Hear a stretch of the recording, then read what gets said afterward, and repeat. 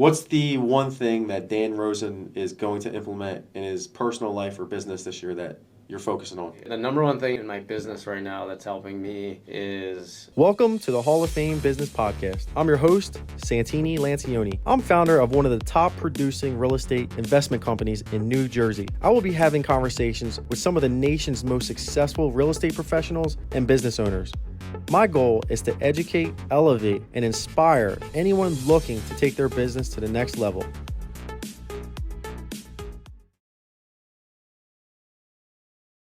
All right, we're back today. Another Hall of Fame real estate podcast. We are joined today with Daniel Rosen, one of the co-owners, CLO of Renovo Lending. Welcome, brother. Thanks for having me, man. Excited to be here. From Chicago, flew in? Yeah, straight from Chicago yesterday. Awesome, man. And here we are, spending the day with Hall of Fame. Yeah, so just a little bit about Daniel. He's been instrumental in our business. You know, these guys lend nationwide and do about over $1 billion a year. We've had a lot of success with them, and we're very thankful for you guys. Glad to make the trip in today, and we'll get into some of your background. And tonight we have an event co-sponsored or co-hosted. Yep. And I'm super excited about that. It's sold out, so we have a lot of good things in the works here. But let's just get started, man. You have a partner, Kevin Warner. Yeah, we started the company together. The first loan we made was August of 2011. Wow. So we're rocking. This summer will be 12 years. So right after the Great Recession. The Great Recession. Yeah. Gotcha. So what sparked your interest into the finance and lending space? I went to school at the University of Wisconsin, and I've studied finance and real estate. So they actually had a real estate finance specific program. But of course, coming out of a university like that, you're destined for probably a suit and tie and kind of like a Wall Street vibe. Mm-hmm. And I worked actually at the time in my brother's restaurants, local to Chicago. Okay. And Kevin's brother was a big customer, and basically, learned at that moment, like, you're always recruiting. Like, I was serving him turkey burgers all the time, but he was recruiting me. And him and his brother had a hard money lending business at the time, like pre-08. Okay. Less institutional world of capital involved in, single family and small multifamily private lending. And, they took me out. I remember going on a ride along with him at 21 years old and checking out, 2 flats and 6 flats, and just fell in love with it. Gotcha. So it's one of those things that, I wasn't thinking about at the time in school, but riding along with them and seeing what they were doing, it felt like kind of that like entrepreneurial bug, boots on the ground, working direct with real estate investors, helping them grow their business. I fell in love with it right away. That's awesome, man. Yeah, there's a lot of energy in this space when you work with good entrepreneurs, and especially in the lending world, because people are making big money, obviously. So at what point did you start getting involved into the business aspect, where I know he recruited you, and did he just say, hey, we're gonna partner? Did you have to prove yourself first? Like, how did that play out? Yeah, I mean, they offered me an opportunity at the time to be a loan officer for their company. So the name of that business was Smith Rothschild. Okay. And at 21, 22 years old, I became a loan officer. Okay. It's funny, thinking back then, it was, Blackberries. Yeah. New movie that just came out. And really, I got a quick boot camp on training on a few days in a room with someone teaching me all about the loans, and there were a couple producers there that I got to learn from. Yeah. Very fortunate I could sit in their offices and listen to them and what they were saying. And within about a year, I had grown, have a team, and was doing about 20 loans a month as a loan officer. Wow. So, the first thing I did was learn and just do the job, right? Like, figure out how to get customers, how to create relationships.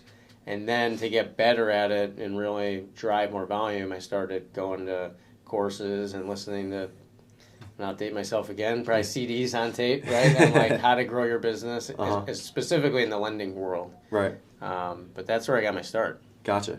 Now, I guess when you stepped into the business, sourcing the capital, what you do with the loans when you guys bring them in-house. Was that something you were heavily involved with in the beginning, or did you learn that as you started your own company? Yeah, no, in the beginning it was, a specific role, right? You're 21, 22, you got to get in somewhere. So I had, much less to do with the capital side, right? My role was really in sales, if you think about it. Like, that was my first role, sales.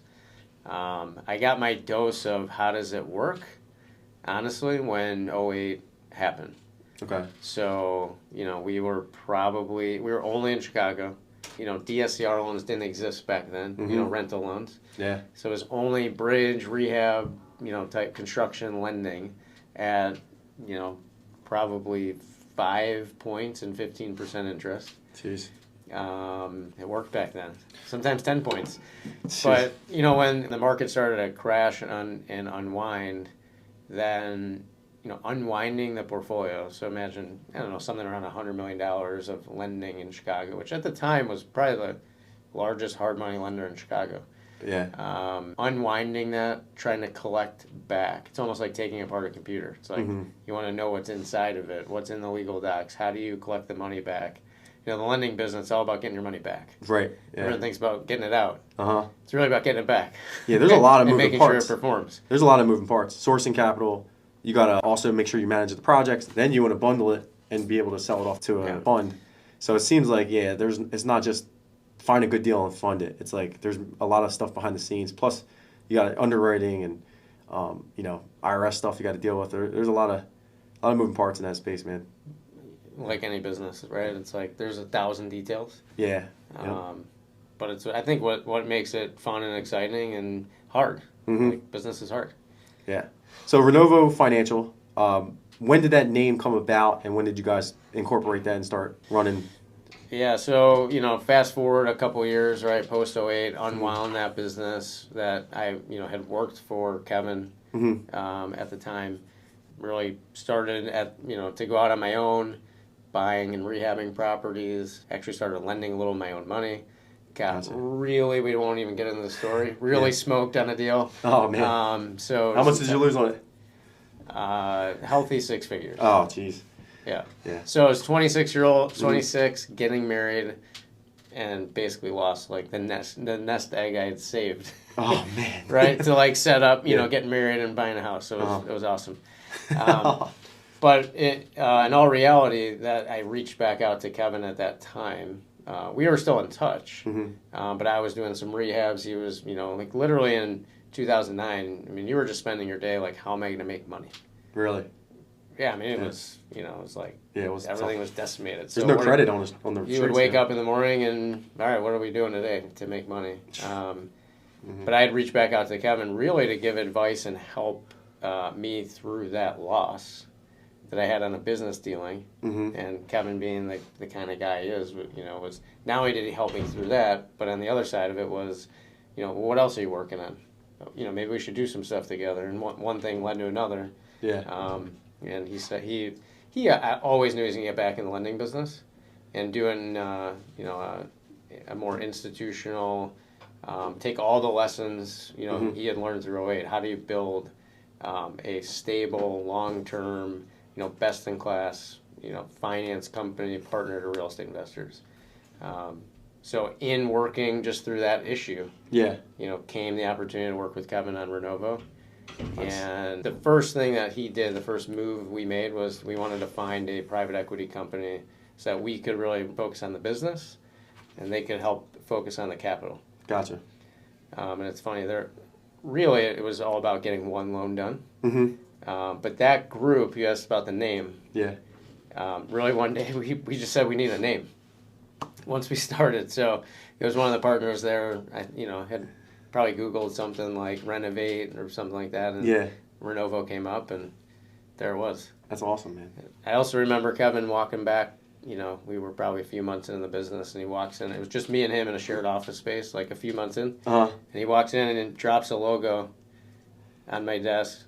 And on his walk back from our partner, Granite Creek Partners, to our shared office space was some designer. Yeah. He stopped in there and for $200, Yeah. is our logo. It's still our logo 12 years later. That's great. But that's the fun part about, starting a business, right? Those little... Yeah, you remember those pivotal moments. Little things, right? Oh, yeah. Like $200. That's funny. That's great. That's kind of how we're joking, like, what should we name our property management company? And I just got inducted to the Hall of Fame like a year prior. I'm like, let's just call it Hall of Fame Rentals, whatever. And this way, like, we could protect our name because we had our names on the company. Yeah. So instead of Lancioni Holdings, it was Hall of Fame Rentals. And then from there, I'm like, all right, well, we're building out multiple companies now. Let's have an umbrella. And everyone voted Hall of Fame Real Estate. And then we could have wholesaling, flips, construction, property management, all of that. So, yeah, there's inflection points in your business. Is like, it doesn't seem like a big deal because there's no equity in the name yet. But when you get to a certain point, you're like, man, $200 bought me that logo, We had a couple of names prior that I think now, 12 years later, if we had those names, wouldn't be the same. I don't think they would have stuck. Exactly. So I guess you guys dominated Chicago from there. What number did you guys start expanding, and when did you build your vision out? Like, because obviously there's a vision behind going national, getting to $1 billion. Yeah, I mean, it didn't start with the vision of, getting to $1 billion. I mean, really the first, BHAG, right, was $100 million. Okay. What would it take to get back to $100 million? And I mean, it took us several years, and our focus was local Chicago. Mm-hmm. And our priority was always service. Mm-hmm. I know it's something probably everybody says, but like one of the reasons we didn't expand was we wanted to service our own loans. Gotcha. So it took us a little longer, but like just mastering our own market. And until we felt like, that had run its course in terms of, our growth in Chicago, we could keep going, but we were probably number one in Chicago. Mm-hmm. We had a great servicing team, a great support staff. The foundation was built. Yeah. Right? We didn't want to exit Chicago and go to other markets until we felt like the support system was there and the foundation was there to grow. Gotcha. So, in all honesty, it wasn't until like 2018 that we started thinking about trying things to get out of our market. Gotcha. Where was the first market you went to outside of Chicago? So we thought there would be three ways to do this. We could either acquire, maybe a smaller local player in another market who maybe didn't have all the back office and maybe access to capital that at the time we had. Yep. We thought maybe we could partner and do some JVs. Mm-hmm. And again, take a local bridge lender that maybe needed access to some of those things. And we did try it. I mean, the first place that we tried it in was actually Boston and New York. Okay. Mostly because I think that's where we got introduced. And we also tried it in Texas. Okay. It just failed. I mean, it didn't work. Right. Like the partnerships didn't work. The JVs didn't work. You know how important culture is. I mean, Sure. I'm walking around your office today. I mean, it's culture everywhere. Yeah, definitely. Just was so hard to get the culture right. Mm-hmm. And we could make loans. Every one of them can make loans. But getting the culture right was impossible. Yep. So option 3 was build it ground up. And so we thought really finding the right person to back to be a managing director or regional director for an area, back them and build it as a partnership from, loan 1 and up, just the same way we did in Chicago. Yeah. Which takes a lot of time, a lot of work. Oh, yeah. But that is now that's your model in the new market? Yep. In the first place was Texas. Only, it was on a list. We basically created a list. Here's the 20 places we'd like to be. Yeah. And the first happened to be Texas because that was the first right person. Okay. Right? So it was all about finding the right person. Makes sense. That's how we ended up in Texas first. So that's... Now it's neck and neck with Chicago in terms of biggest markets. Really? And Boston's up there, right? Boston's up there too. So that was probably our second. Okay. And so we started doing, failing at this in, 2017, 2018. Started to conceptualize that we would build it ourselves in 2019. And then, after we made our first move, COVID hit. Jeez. So actually it was, right when we were supposed to open Texas, COVID hit. And so we delayed it a month or two, but COVID was actually... one of the reasons we were able to accelerate. Sure. Once we figured out that we weren't going to, the world wasn't going to be over, a lot of lenders stopped lending. I don't know if you experienced this at all. I did, yeah. And so talent became more available. So there's like little times where things get tough. We've seen and we've learned that that's when talent pools open up. Sure. So as long as you can survive those times, immediately after is really a time you can accelerate growth through human capital. Yeah. No, I love that, man. Yeah, same here. When COVID hit, it readjusted everything I knew. The business models, I had to become a better leader, adapt. So I'm right there with you, man. Everything changed overnight. But the opportunity came. Lending now got, the rates dropped. Opportunities opened up everywhere. I was using Visio lending at the time. And now all these lenders started popping up. After COVID, I'm like, okay, well, capital's cheap. Yeah. And Visio had the market up here. I don't think a lot of people were pushing the DSCR loans yet, but it was an interesting time. We got hammered, and then we've recovered, and it was a blessing that all that happened, because I definitely wouldn't be where I'm at in my business if that didn't happen. It was like one of those humbling moments where you think that you're untouchable, and then you get punched in the face, and then you're like, all right, let me go back to the drawing board with some humility. Yep. And I think that's what happened to a lot of operators, And it sucks that when you started your business, like you're starting expanding, it's like that happens right away. It's like, damn. Oh, yeah. Because you probably had so much momentum going into that market. And Chicago's probably crushing it. And so we have a very sophisticated system for surviving those things. It's called Don't Die, Survive, and then Thrive. Yeah. Very sophisticated. But it's basically what you just said, right? Like you got you got kicked in the teeth a little bit, but you didn't die. So it's not like you're going to get out of those things like just perfect. No. But you just can't go out. Then you went back to the drawing board, your survival mode, like kind of get through this a little before because I got to figure out what is my growth, how am I going to take advantage of the opportunity? Yeah. Right? And then you can hit the gas and take advantage of it. Yeah. So how many markets are you in now currently? We're in 20 markets. We can lend in probably double that. Right. But when we say 20, we have, an originator, a team in a market that lives there, right? So we talked about it today, know nationally, loved locally. Yeah.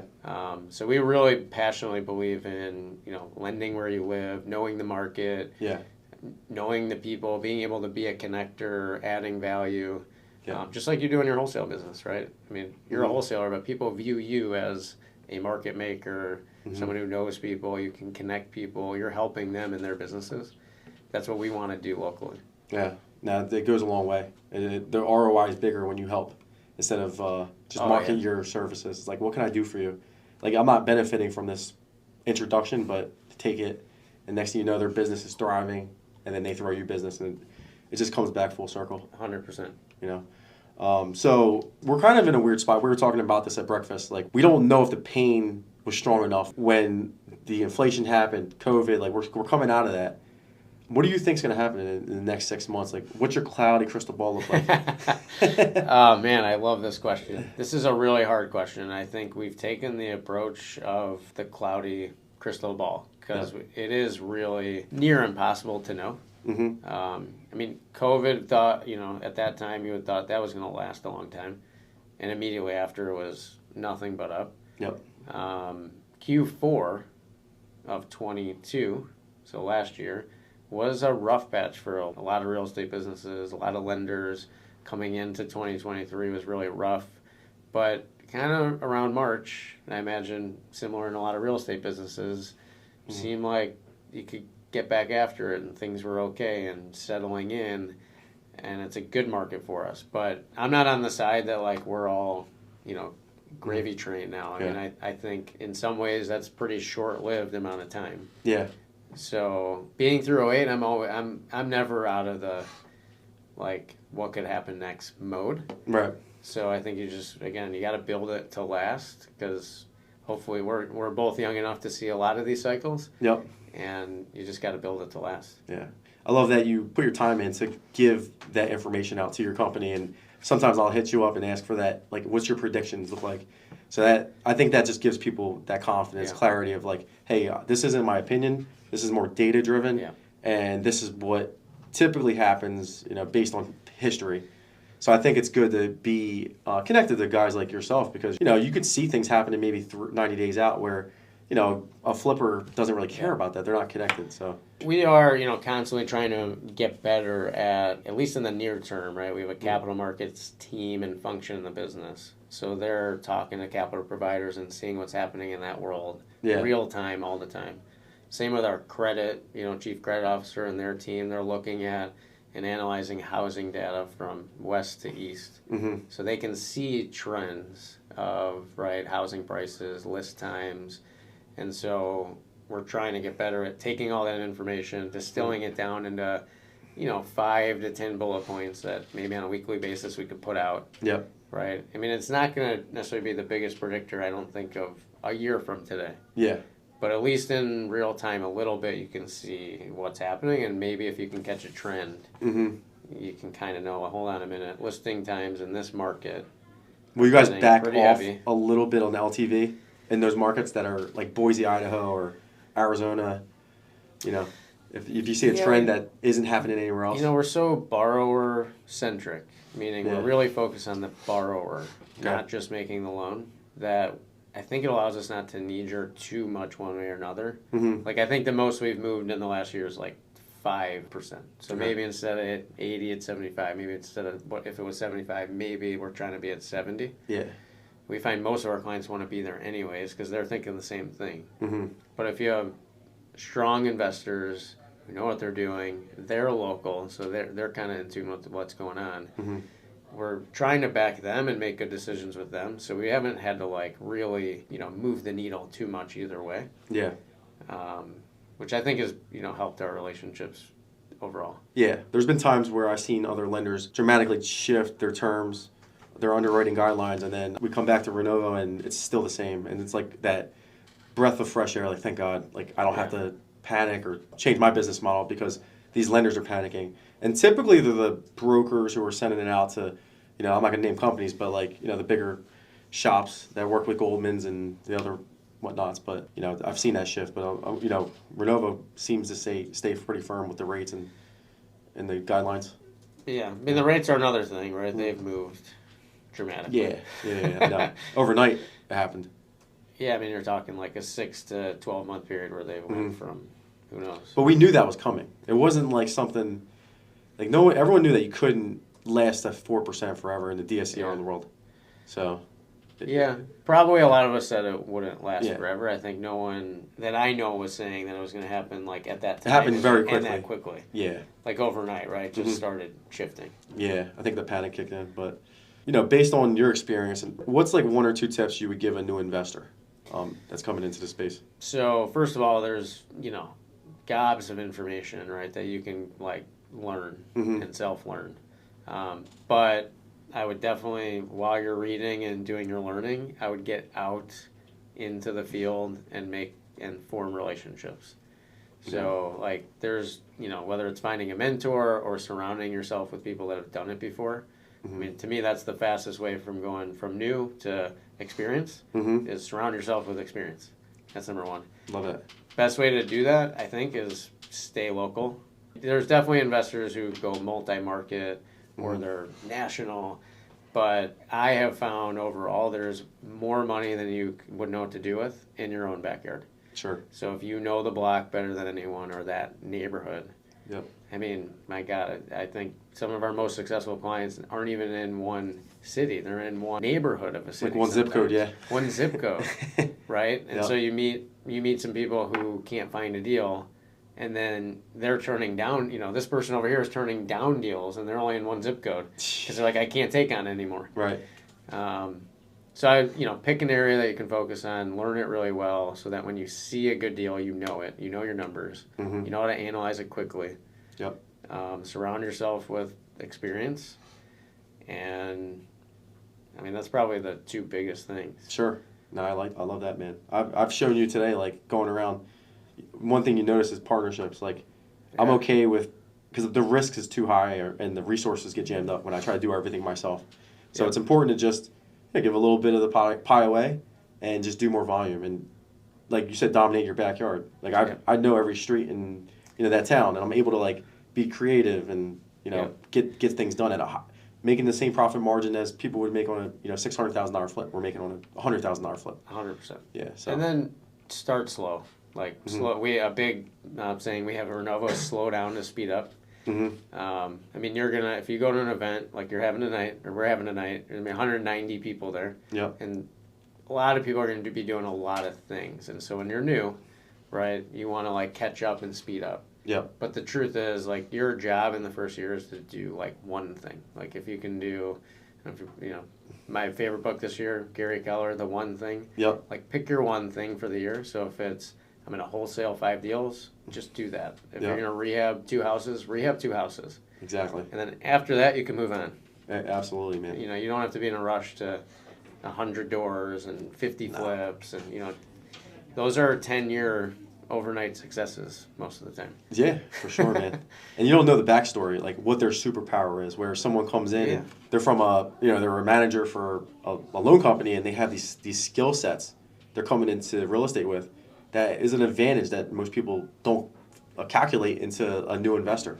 So like if you got a killer sales guy or someone that has construction background who bought their first property, they're gonna kind of like cloud up how your experience is as your first purchase. So it's important to just know your superpowers, your strengths, and live in reality. Like, because you get inspired, and sometimes being too inspired can kill you, in this business, or put you out, or you actually can hurt people that you're borrowing money from, your reputation. So it's crucial. I know a lot of people don't intend to do a bad deal or lose money, but it happens. I still lose money on certain deals. Totally. And I've been doing this, for 7 years, and we do 150 deals a year. So you're not bulletproof. 8 out of 10 times if I ask an experienced investor, do you remember your first? They usually laugh because they know what I'm talking about, which is, of course, I remember my first. It was a terrible deal that I lost money on. I learned all these things from. Yeah. Right? So be prepared for that.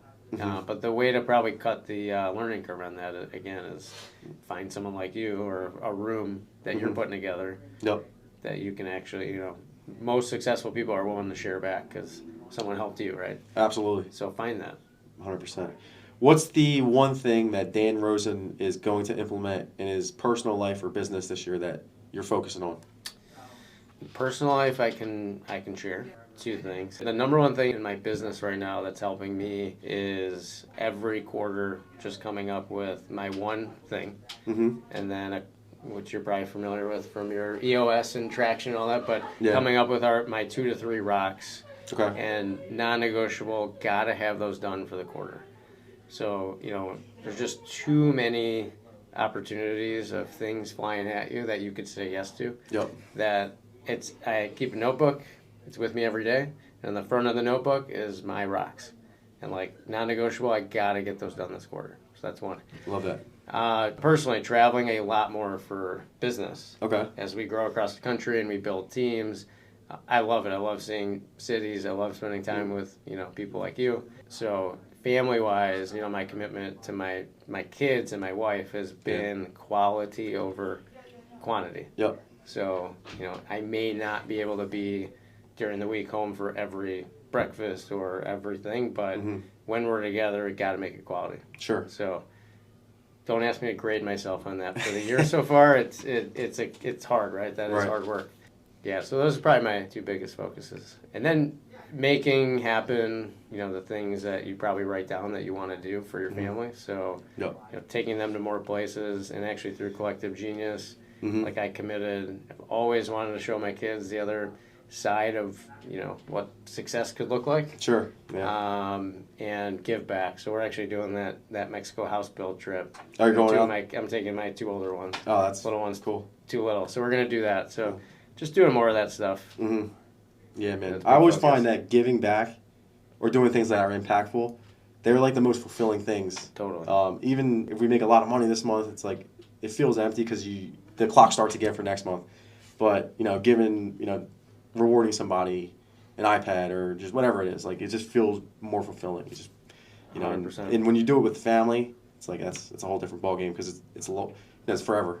Those memories last forever. So that's cool, man. What's your goal for business the next, 24, 36 months? Renovo goal, it's pretty clear. So we do about $2 billion origination now. Okay. In the next 2 years, we'd like to be a $5 billion originator. Okay.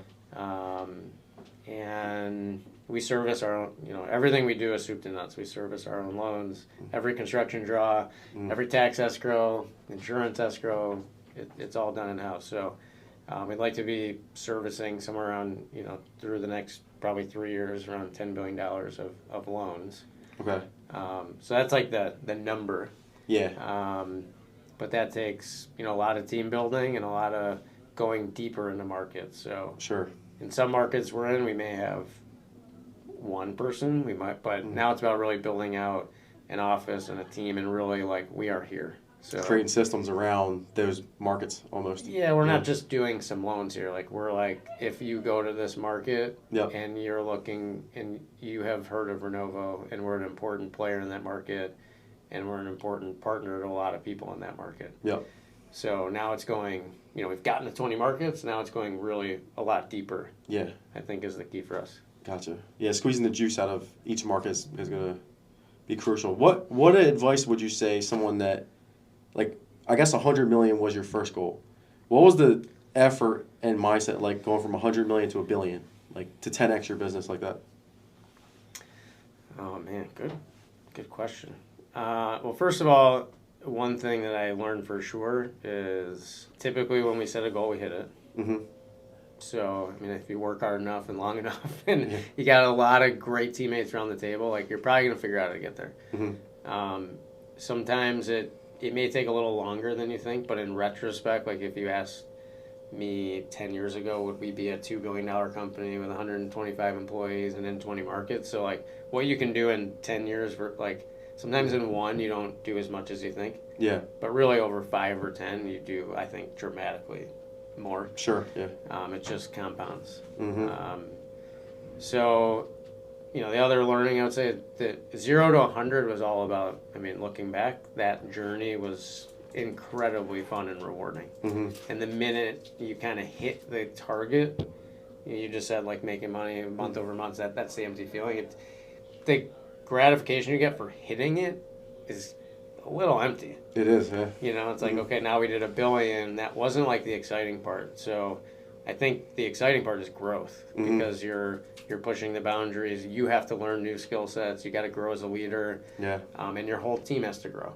Yeah. So seeing people's careers evolve and becoming a place where a lot of people can live out their goals and their aspirations and whatever they want for their families. That's the fun part of the journey. I will say from 100 to $1 billion, we probably had a patch where we were stuck a little bit. And I think it took us getting a little pissed. Yeah. At one point being why are we not breaking through the ceiling? Mm-hmm. And I think, again, I've now learned a little to enjoy that pain and that frustration because usually on the other side of that is that breakthrough. So you got to get that breakthrough. Mm-hmm. And once you break through it, it went faster than we thought. So 100 to 200 actually took a lot longer than 200 to $1 billion. Yeah, there's always that. You got to figure out that thing that then you can replicate, right? And it takes trial and error sometimes, and you just get frustrated. We're not getting the breakthrough. I know. Sometimes I find getting out of the way of talent is really what was holding everybody back. It's maybe the owner was the reason why we never broke through that $1 billion. So you got to trust, delegate, onboard correctly, get out of their way. And, if you got the KPIs and behaviors down and they work, all you do is implement the behaviors and the culture, and it all should pan out eventually, But then you got, the market factors and, which you competition. Can't really control. No. Right. But you can control the things prior to that, the behaviors, the culture, exactly. The onboarding. I get nervous when our behavior KPIs are not getting hit versus our actual sales goals. I want to see behaviors consistent, and then everything else will take care of itself. That's where you get yourself in trouble when you celebrate too hard. Couldn't agree more. Yeah, but yeah, man. Any other things you want to share? Or? No, first of all, this is great. I'm excited to be here with you, and really show appreciation for the partnership that, you know, we've been able to have in this market. Yep. Means everything to us to have like really amazing clients, amazing partners that we can do business with. You know, use our skill set and our capital to support those things, and it's fun to watch your business thrive too. No, so, appreciate you, really man. You've been fun to be a part of. Big support, and I know that this isn't an easy trip with your 3 kids and your wife. You know, you got a lot of responsibilities running That's a right. business. My 8-year-old son will think this is cool. So yeah, so good setup. But yeah, Dan, I appreciate you coming in, man. We're gonna have a big event tonight. And we're gonna have a lot of fun, but hey, bring it in, man. Appreciate you. Thanks, bud.